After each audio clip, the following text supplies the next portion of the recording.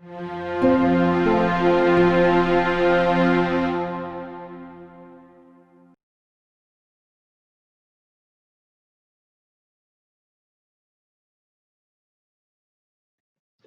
to Ask an Expert. We're here this afternoon with Roxanne Cogil from Epilepsy Foundation. Roxanne is the Executive Director of the Epilepsy Foundation, Iowa. She has worked for the foundation since 2012, has a Bachelor of Science degree from Iowa State University, completed training and testing to become a certified brain injury specialist, and completed the Mental Health USA First Aid course for adults and youth. She also serves as Central Regional Director overseeing 13 states for the Hemispherectomy Foundation, President of the Board of Directors for the Autism Society of Iowa, and as an appointed member on the Governor's Iowa Development Disability Council. Roxanne's inspiration and passion for helping others with epilepsy stems from the journey with her daughter's epilepsy, which led to a right hemispherectomy brain surgery in 2009 and second brain surgery in 2016 in order to attain seizure freedom. Roxanne, we're just thrilled to have you here with us this afternoon at Ask to share your expertise. So I'm going to turn it over to you. Thank you so much for joining us. Thank you, Deb, for the opportunity to speak about the Epilepsy Foundation of Iowa. I'm going to cover programs and services as well as what seizures and epilepsy is, and a little bit about Seizure First Aid today. So this presentation is our End Epilepsy Engagement presentation. An overview of what we're going to cover today is about the brain, seizures and epilepsy, about the foundation nationwide, the programs and services that we offer here across the state of Iowa. We do serve all 99 counties throughout the state, and how people can get involved to take action. So it's important for people to know that seizures start in the brain, and anybody that has a brain can develop seizures or epilepsy. And there's ways you can care for the brain, which may help prevent a person having seizures or epilepsy. So the more that everybody understands about seizures and epilepsy, the more we can all use our brains and our hearts to take action together to help individuals and families live the best life possible. So a seizure is a brief excessive electrical disorder in the brain. It can alter movement, behavior, sensation, or awareness. Many people don't realize it, but 1 out of every 10 people will have a seizure in their lifetime. There are over 20 different kinds of seizures and over 40 different epilepsy syndromes. And a seizure symptom can be subtle or difficult to recognize in some individuals. In other individuals, it could be convulsions.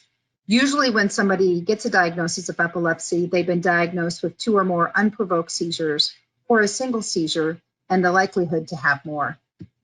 This condition is a lot more common than what people realize. Many people we work with are very fearful to talk to others for fear of the stigma of the condition and how people will respond to them.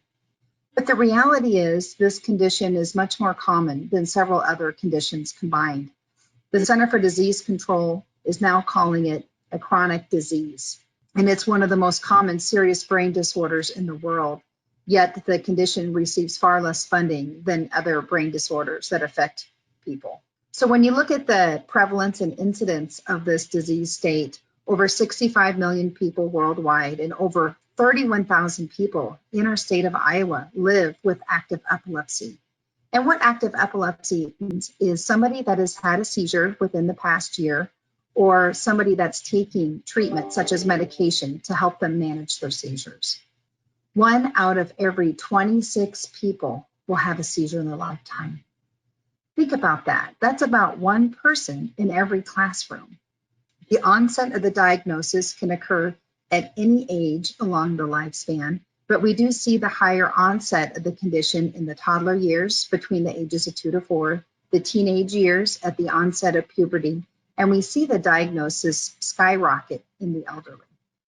So it is a very complex spectrum of brain disorders and diseases, what the epilepsy is, and they are now calling it epilepsies because of the spectrum of the condition.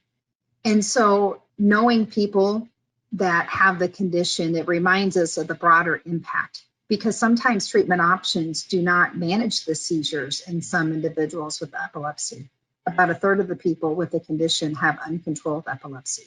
But even if individuals are controlled with their epilepsy, there still could be physical, financial, or psychological impact. Sometimes children get picked on at school. Some individuals lose their friends, their jobs, because they have too frequent of seizures. And sometimes seizures can be unpredictable, causing injuries or even death. And so a lot of people with this condition deal with depression because they're so fearful of when and if these random seizures will occur. So the mission of the Epilepsy Foundation is to lead the fight to overcome the challenges of living with epilepsy and to accelerate therapies to stop seizures, find cures, and to save lives. We are leading the fight to end epilepsy. In the Epilepsy Foundation of Iowa, we are a chapter of the National Epilepsy Foundation. And we are the only nationwide organization dedicated to helping people pursue seizure freedom. We try to help individuals and families and caregivers and professionals to access resources, meaningful resources, to help them overcome some of these challenges that may come along the way or journey with this diagnosis. There's over 50 local offices across the country. And epilepsy.com is a credible, reputable website of our national foundation, which is authored by medical and health professionals. And you can look up anything and everything and know that's a reputable resource about this condition. And the foundation has been in existence since 1968. It is our goal to make sure that we can educate as many people as possible about epilepsy as well as Seizure First Aid, and that people with epilepsy can access a specialist and specialty care quicker to help them gain greater seizure control, and that they can live the best life possible in their local community, and that the people with epilepsy can benefit from research and potential new therapies, because with this condition, there currently is no cure. We want to also ensure that people with epilepsy don't die early or suffer from death, and that everyone can help take action to make a difference to help us end epilepsy together. The programs and services that we offer, we have a 24/7 epilepsy and seizure helpline, which is 1-800-332-1000. And you can call that number for basic information at any hour of the day, evening, or weekend and get a live person to help you get basic information. Also, National Association of Comprehensive Epilepsy Centers has a listing of the certified level 3 and level 4 epilepsy centers throughout the country. And they have a zip code locator where you can type in your zip code to find an epilepsy specialist. We do a lot of advocacy, and we hold an Iowa Epilepsy Advocacy Day at our Iowa State Capitol, and we have families and individuals come in to share their stories and their journeys of the successes and yet the challenges as well, to help make a difference. We want to eliminate the barriers to access and care and to treatment options so people with epilepsy can live the best quality of life possible.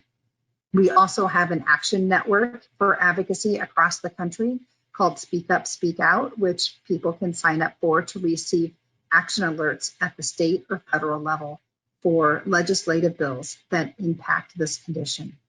We also have a Teen Speak Up program where affiliates and chapters across the country, we nominate a teenager to go to Washington, D.C. to share their journey as a teenager and to visit with congressmen and senators, as well as to do a year of service project back in the respective states. We also hold epilepsy empowerment groups, so individuals and caregivers with epilepsy can connect with each other and learn from each other, as well as other local community resources.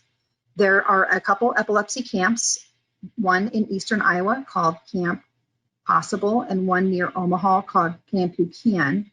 And as Epilepsy Foundation Iowa, we have epilepsy camp scholarships to fund the full cost of camp, so a youth or teen can go to an epilepsy camp of their choice and to meet other youth and teens that also live with the condition, yet while having medical professionals and nurses on site at camp so they can fully participate in the camp experience.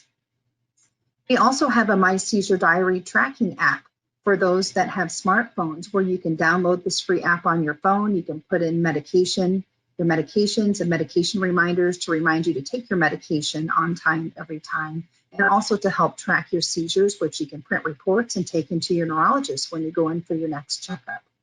The SUDEP Institute is a resource for bereavement for those that have lost loved ones due to a seizure-related death, or SUDEP, which is the most common form of death in epilepsy, and that stands for sudden unexpected death in epilepsy.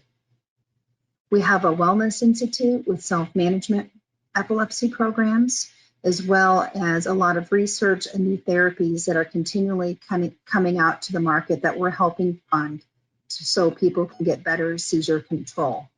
Every year, we hold an Iowa Seizure Smart Conference, which is usually held to help kick off the month of November, which is Epilepsy Awareness Month. And we line up epilepsy experts to speak about epilepsy, treatment options, to help people learn and to improve their quality of life. This year, during COVID, our epilepsy education programs, including our conference, are all being conducted as virtual events where it's safe. The biggest thing that we do is we provide education on seizure recognition and first aid to a variety of groups across the state. And we typically conduct 80 to 100 seizure education programs per year across the state of Iowa. And there is no cost to the agency or organization or school requesting the program. We encourage everybody to help support people with epilepsy and to help take action. And one of the ways that we do this is we have 4 Walk to End Epilepsy events across the state of Iowa, so people can take action in their local community, can help raise funds, and get out information about Seizure First Aid in their local communities to raise awareness and funding for the cause. We have a wonderful nationwide Kids Crew program, and this is to educate children about epilepsy. It's not only for children ages 12 and under with epilepsy, but as well as their friends and neighbors, their cousins, their family members, their siblings. They can sign up for this program. They get a certificate in the mail. They get a lanyard that says Kids Crew with their name on it, and they can earn different buttons to put on their lanyard to help them learn and to educate others about the cause, so they do not grow up fearful about their seizures and epilepsy. And plus, their siblings and friends can learn about how to support that child with epilepsy. And they can earn pins for talking about epilepsy, for doing an epilepsy walk, for holding a Lemonade for Libby stand. And there's just a lot of great things that they could do. And we have a lot of volunteer opportunities. We have a volunteer management platform called Volunteer Hub, and anybody who's interested in volunteering for our organization can sign up, create a profile, and they will be informed as we continue to post various volunteer opportunities across our state. And you can find that information at our website at epilepsyiowa.org. The biggest things that we do is we provide community education. We have a lot of seizure education programs, and the new one that we just launched here this summer is our Seizure Recognition and First Aid Certification Program. And this is launched across the country. It's a nationwide program geared to educate the general public. It is a 1 hour and 15-minute program led by live instructor-led webinar. And there is a pre-survey and post-survey, and when you pass the post-survey with an 80% completion rate, then you will receive a certificate emailed to you saying that you're Seizure First Aid certified, and the certification is good for 2 years. We have a seizure training for school personnel program where we can educate school staff on seizure recognition and first aid. We have programs for students in schools at the elementary level, middle school level, as well as the high school level. And we have a really great 3-minute animated video to educate really young children. We have education programs for childcare personnel, seniors in seizures, agencies, caregivers, law enforcement, as well as first responders. If anybody is interested in a seizure education program for your agency staff or school staff, please reach out to us and we will get one lined up. It is very important that everyone learns Seizure First Aid. Anybody can learn Seizure First Aid. What we typically find is when somebody sees an individual having a seizure in the public, they stare, they stop, and they want to help, but they don't know what to do to help. So the Epilepsy Foundation created these Seizure First Aid posters. Stay safe side. It's very basic. If you were to see somebody in a seizure, it's very important that you stay with them and time the seizure and never ever leave them unattended. And if it's somebody you don't know in the community, check for a medical ID. You want to keep the person safe. If they are in a wandering seizure where they're wandering around, gently guide them away from the harmful objects, that brick wall, or even the street. If they fell down in a convulsive seizure, you want to move the tables, the chairs, and objects out of the way. If the person is not awake and aware during their seizure, you want to turn them to their side. And the reason why the medical professionals recommend this is because many times there's a lot of saliva and drool flowing out of the mouth. And if you were to leave the person on their back, then all that saliva could go back in their throat and they would be at risk for aspirating on that fluid. And by turning them on their side, it allows the saliva to drain out of the side of their mouth and to keep their airway as open as possible. And if there's a pillow or coat or bag around, it's a good idea to cushion their head, especially if there's a lot of jerking and shaking motions going on with the head and the body. It's important to never, ever put an object in somebody's mouth during a seizure. They used to teach this back in the day, and this is the big teaching that has changed over the years. They used to teach this because they thought people would swallow their tongues, but the medical professionals say the tongue is a very strong organ in the mouth and it's physically impossible to swallow. If you were to put an object in somebody's mouth, they could chip a tooth, they could break the jaw, they could break off a broken piece, and a lot of harm could come to that person. So never ever put an object in their mouth during a seizure.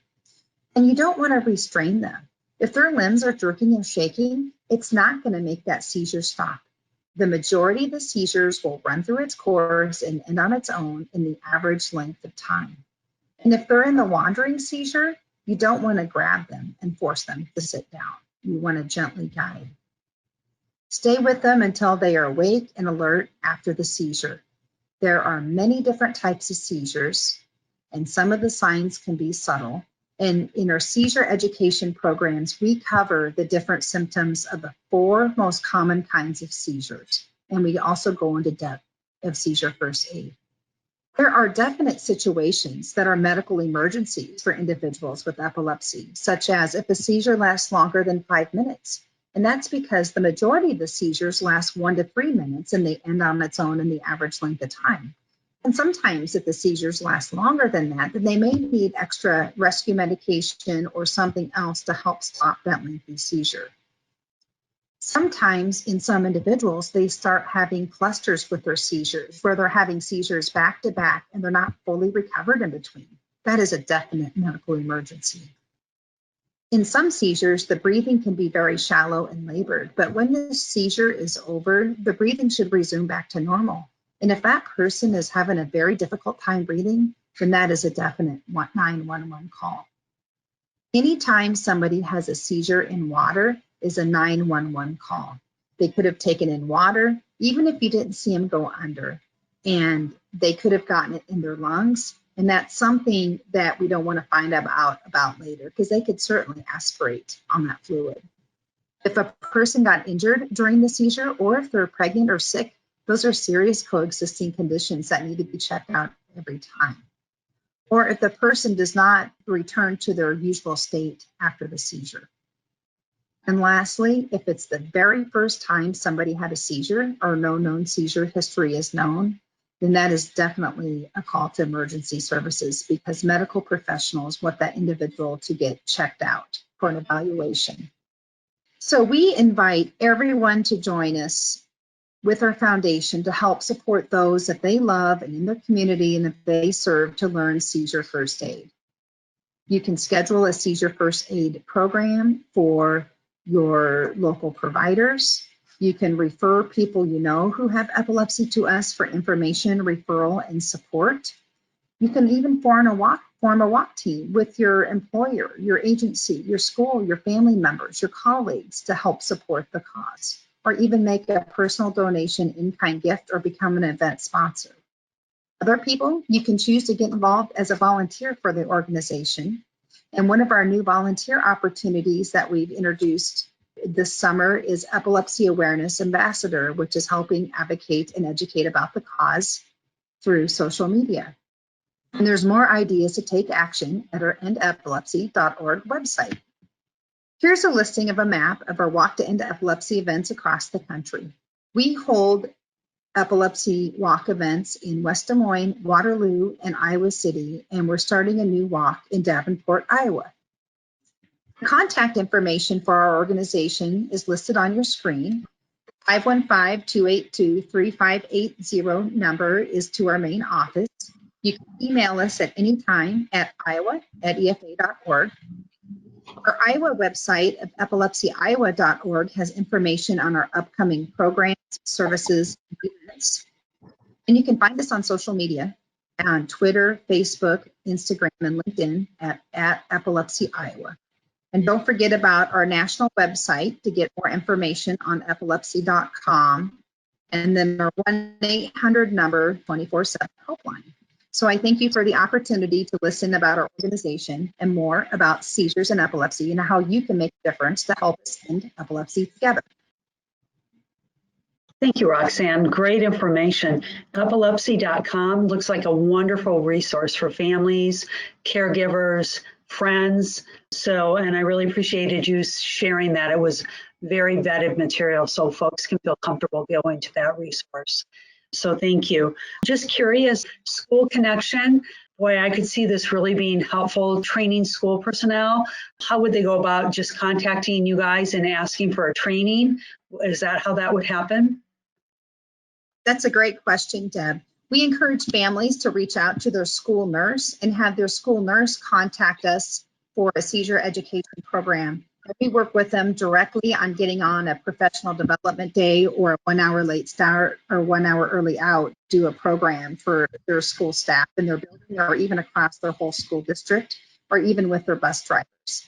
Oh, great idea. And one kid is all that it takes because everybody matters. So I've got another question for you. Is it usually obvious when someone is having a seizure? And I know you touched on that a little bit, but it can be tricky. So maybe just clarify that again. Yeah, that's a great question, Deb.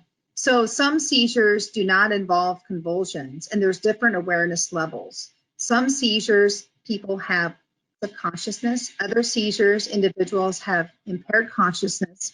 And with other seizures, they don't lose any conscious at all. They're fully conscious. And so kind of seizure, you may not know, visibly see them in a seizure. And that's because that individual may have odd sensory movements. They may have odd repetitive movements. They may have funny feelings. They could have visual distortions. And those things may not be visible to other individuals around them. Can you just touch on, I know you mentioned it, but the 24/7 hotline, what happens there? It's not a 911, I take it, but what's it mean by a 24/7 hotline? So the Epilepsy and Seizure 24/7 helpline is available with a live person 24 hours a day, 7 days a week, where people can call and get basic information. If they're looking for information on service dogs or some research or data or just general information, then they can reach that helpline. And many times individuals who call from Iowa that call that helpline will also refer them all back out to us, to the states, for more localized resources and programming. Great. All right. Well, Roxanne, excellent presentation, great resource for families and caregivers. And so thank you very much for joining Ask an Expert today at Ask. Thank you for the opportunity to educate, Deb.